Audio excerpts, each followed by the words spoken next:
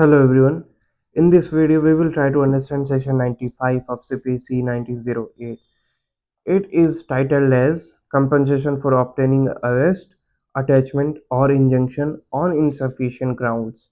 So जैसा कि section 94 में हमने पढ़ा था कि सप्लीमेंटल प्रोसीडिंग में कोर्ट जो है कोई लिमिटेड ऑर्डर इशू कर सकती है डिफेंडेंट के अगेंस्ट में, ताकि प्लेंटिफ को जस्टिस पूरी तरह से मिल पाए।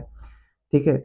और मान लो वो प्लेंटिफ के पास पावर है, मतलब होती है कि रिक्वेस्ट करे कोर्ट को, और कोर्ट को अगर जस्टिफाइड लगे तो डिफेंडेंट के अगेंस्ट में कुछ चार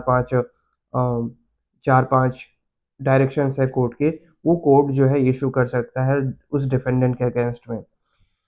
अब मान लीजिए बाद में पता चलता है कि वो प्लेंटिफ केस हार गया, और इसी के साथ साथ कोर्ट को ये भी पता चलता है कि प्लेंटिफ ने डिफेंडेंट को परेशान करने के लिए वो जो केस है, वो सूट जो है फाइल किया था। तो वैसे केस में डिफेंडेंट जो है कंपनसेशन क्लेम कर सकता है अगेंस्ट दैट प्लेंटिफ। तो डिफेंडेंट जो है कोर्ट को रिक्वेस्ट करेगा कि इससे मुझे नुकसान हुआ है, और प्लेंटिफ से मुझे मेरा कंपनसेशन दिलवाया जाए। उससे रिलेटेड है section 95। It's it's heading is compensation for obtaining arrest. ठीक है। कंपनसेशन किस किस चीज़ में, या तो अरेस्ट करवाया हो डिफेंडेंट को उस केस में, या फिर उसकी प्रॉपर्टी अटैच करवाई हो उस केस में, या फिर उसे किसी काम करने से रोका हो। इन तीनों ही केस में ऑन इनसफिशिएंट ग्राउंड, ऐसे ग्राउंड्स में जो कि एक्चुअल में थे ही नहीं, जो कि वैलिड नहीं थे, जो कि गलत थे। Now, its subsection 1 says where in any suit in which an arrest or attachment has been effected or a temporary injunction granted under the last preceding section। ठीक है। तो where in any suit, अगर किसी भी suit में in which arrest or attachment has been affected, किसी भी suit में जिसमें अरेस्ट किया गया हो डिफेंडेंट को, या फिर उसकी कोई प्रॉपर्टी अटैच की गई हो, या फिर टेम्पररी इंजंक्शन ग्रांट किया गया हो लास्ट सेक्शन का यूज करते हुए, जो कि था सेक्शन 94। वैसे में it appear to the court that such arrest attachment और injunction was applied for on insufficient grounds. और ऐसे में कोर्ट को लगता है कि वो जो अटैचमेंट या फिर अरेस्ट या इंजंक्शन करवाया गया था वो इनसफिशिएंट ग्राउंड पे था, सफिशिएंट ग्राउंड नहीं था, एक गलत तर्क पे वो करवाया गया था। B, the suit of the plaintiff fails and it appears to the court that there was no reasonable or probable ground for instituting the same।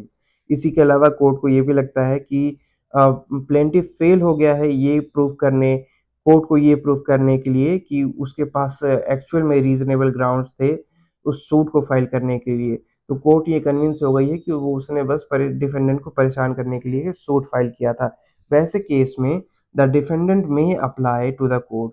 तो अगर डिफेंडेंट चाहे तो कोर्ट में अप्लाई कर सकता है, एंड द कोर्ट में, और कोर्ट भी चाहे तो वैसे एप्लीकेशन को ध्यान में रखते हुए अगे अवॉर्ड अगेंस्ट द प्लेंटिफ तो प्लेंटिफ के अगेंस्ट में एक अवॉर्ड जो है, एक ऑर्डर के द्वारा, bye it's order such amount not exceeding 50,000 rupees. तो कोर्ट क्या करेगी, एक एक अवार्ड जो है एक ऑर्डर के द्वारा इशू करेगी डिफेंडेंट के फेवर में, जिसमें वो लगभग 50,000 तक उसको कंपनसेशन डिफेंडेंट को दिलवा सकती है। 50,000 से एक भी रुपया ज़्यादा नहीं, 50,000 तक। अब चाहे 500 रुपये दिलवाए, या 10,000 दिलवाए, या 5,000 दिलवाए, या 25,000 दिलवाए, 30,000 दिलवाए, 45,000 दिलवाए, या फिर 50,000 दिलवाए, 50,000 तक दिलवा सकती है कोर्ट डिफेंडेंट को कंपनसेशन, अगर प्लेंटिफ ने 94 का मिसयूज किया है तो, as it deem a reasonable compensation to the defendant for the expense or injury including injury to reputation caused to him। तो चाहे वो 50,000 उसको इंजरी के रेपुटेशन की मानहानि के लिए दिलवाए, या फिर कोई भी दूसरा खर्चा हुआ हो उसकी वजह से अगर नुकसान हुआ हो, तो 50,000 तक कोर्ट उसे दिलवा सकती है उस डिफेंडेंट को, provided that a court shall not award under this section an amount exceeding the limits of its pecuniary jurisdiction। इसके बाद इसमें एक अपवाद विधि, एक अपवाद, हिंदी में अपवाद कहते हैं प्रोविजो को। एक पॉइंट ये भी मेंशन किया गया है कि कोर्ट उतना ही अमाउंट एज एन कंपनसेशन दिलवा सकती है जितना जितने की उसके पास कैपेबिलिटी होगी, जितने की उसके पास लिमिट होगी। फॉर एग्ज़ाम्पल एक कोर्ट के पास 25 या 30,000 की ही पेक्यूनियरी जुरिसडिक्शन है, तो वैसे में वो 25 या 30,000 ही दिलवा सकती है, 50,000 भी नहीं दिलवा सकती। और फॉर एग्ज़ाम्पल एक कोर्ट की 1 लाख तक की है पेक्यूनियरी जुरिसडिक्शन, तो वैसे केस में वो 50,000 तक दिलवा सकती है क्योंकि 50,000 लिमिट है। तो जो लिमिट है, उससे अगर ज़्यादा कोर्ट के पास पावर है, तो इस लिमिट तक ही, यानी कि 50,000 तक की। अब 50,000 से कम की अगर पेक्यूनियरी जुरिसडिक्शन है कोर्ट की, तो उतने तक जितने की भी है।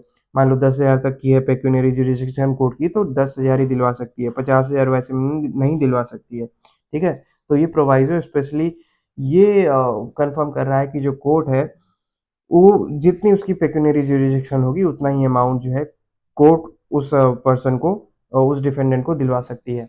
Now subsection 2 is saying an order determining any such application shall bar any suit for compensation in respect of such arrest, attachment or injunction।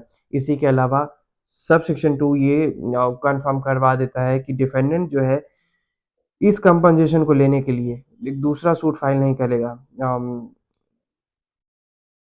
उसको इसी में उसके पास एक अपॉर्च्युनिटी रहेगी, वो कंपनसेशन लेने की, अगर वो लेता है तो ठीक है, लेकिन इसके अलावा वो दूसरा सूट फाइल नहीं करेगा क्योंकि इससे जो है केसेस जो हैं केसेस पेंडिंग केसेस वो इंक्रीज़ होंगे अननेसेसरीली।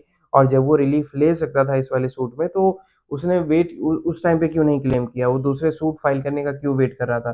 तो जो कंपनसेशन वो इसमें ले सकता था क्योंकि इसमें प्रोविज़न में मेंशन है तो ले सकता था जो बेनिफिट, तो उसको इसी में लेना चाहिए, उसके लिए दूसरा सूट फाइल करने की ज़रूरत नहीं है। तो उसी से रिलेटेड है an order determining any such application shall bar any suit. तो एक ऐसा एप्लीकेशन जो अरेस्ट, अटैचमेंट और इंजंक्शन की कंपनसेशन से रिलेटेड है, डिफेंडेंट को इसी में लेना होगा, अगर नहीं लेता है तो फिर वो उसके लिए दूसरा सूट जो है फाइल नहीं कर सकता। एनी सच एप्लीकेशन शैल बार, ठीक है? उसपे बार लग जाएगा बार एनी सूट फॉर कंपनसेशन, ठीक है? किसी भी ऐसे सूट में जिसमें डिफेंडेंट जो है कंपनसेशन माँग रहा है रिलेटेड टू हिज़ अरेस्ट और अटैचमेंट और इंजंक्शन, ठीक है? तो अगर मोटा-मोटा फिर से रिवाइज़ करके देखें अगर, तो उम, डिफेंडेंट को कंपनसेशन मिलेगा अगर उसके साथ सेक्शन 94 का मिसयूज़ करते हुए उसके अगर उसको अरेस्ट करवाया गया या फिर उसकी कोई प्रॉपर्टी अटैच करवाई गई या फिर कोई इंजंक्शन टेम्परेरी इंजंक्शन ऑर्डर उसके अगेंस्ट में इश्यू हुआ जिससे उसे नुकसान हुआ। तो वैसे केस में अगर कोर्ट को लगता है कि प्लेंटिफ ने परेशान करने के लिए सूट फाइल किया था, तो कोर्ट उसको 50,000 तक एज़ एन कंपनसेशन दिलवा सकती है। इसके अलावा वो 50,000 का कंपनसेशन जो है अप टिल 50,000 चाहे वो उससे कम भी हो सकता है, totally on court figure out करेगी कि कितने की इंजरी हुई। उसके अलावा वो जो कंपनसेशन है डिफेंडेंट को उसी टाइम लेना होगा, उसी टाइम उसको एप्लीकेशन के थ्रू रिक्वेस्ट करनी पड़ेगी कोर्ट से कि ये जो कंपनसेशन है उसको दिलवाया जाए। अगर वो उस टाइम नहीं लेता है तो बाद में वो स्पेशली इस चीज़ के लिए सूट फाइल नहीं कर सकता। वो कहाँ लिखा हुआ है? सबसेक्शन 2 में लिखा हुआ है। So this was section 95 of CPC and we will try to understand section 96 in our next video. Up till then have a good time. इसके अलावा अगर कहीं पे गलती नज़र आई हो तो मुझे प्लीज़ करेक्ट कर देना एंड दैट्स इट।